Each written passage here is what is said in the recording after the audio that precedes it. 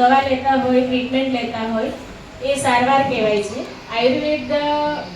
homeopathy અને યોગ